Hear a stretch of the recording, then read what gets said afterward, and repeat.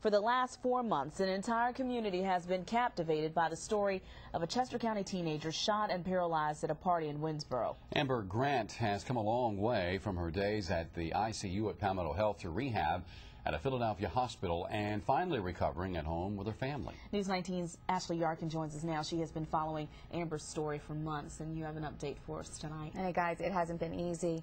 This has truly been an emotional roller coaster for Amber and everyone around her, but with things finally looking up, Amber hopes her strength inspires others.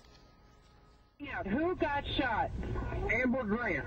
Okay, where is she at? She's laying down in a barn. I'll get phone out there, okay? They were the scariest moments of her life and the beginning of a journey she never imagined taking because of someone else's bad decision. He's changed my whole life. It was almost midnight on July 28th when Amber was rushed here to Palmetto Health. Her boyfriend Rodney followed. It was a long night that night. ICU, several surgeries, and the fear that Amber just wouldn't make it. And it was just too much to handle at one point in time. Days that are now a blur to her would become the beginning of her road to recovery, starting with the harsh reality of her injury. And eventually I got up the guts, asked Mom, am I paralyzed? She said she didn't know. She didn't want to tell me. Amber knew the truth, but it never stopped her. Yeah, I'm just the same person, same personality. I can laugh as much as anyone else can cry as much as anyone else can. I'm just the same person, just in a wheelchair. After nearly a month here, Amber was transferred to the Shriners Hospital for Children in Philadelphia, where they specialize in treating spinal cord injuries. A typical day was waking up around like 7, eating breakfast, then going to physical therapy for about 4 hours. Okay. Tired. Amber says it was exhausting, but with Mom by her side every day, she was getting stronger mentally and physically, preparing for a spinal fusion, a delicate surgery performed by Dr. Amer Samdani. This vertebral body right here was completely shattered.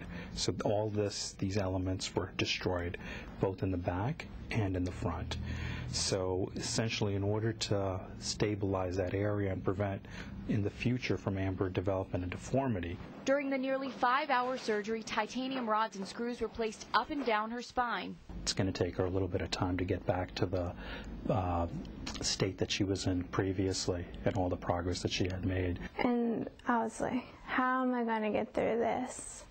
But then I would think of people in South Carolina who are supporting me, like building me a house, and I just had stuff to look forward to, so I might as well just be strong and get through it. Are y'all ready? Y'all are going to bring me up steps. She was back in therapy in no time, and even Rodney and his best friend had a few things to learn while they were visiting up north. You're not going to grab this part because this can swing away. Oh. Okay, so you want to grab like here. 1, 2, 3. You almost there. Typically, when we have patients who've sustained a spinal cord injury, we wait 6 months or 1 year to determine whether or not they'll be able to, walk again. So I think what we need to do and what she needs to do is to just keep doing what she's been doing, working hard, having a great outlook, and then we'll see. Every day I was like, I made it this far, don't give up.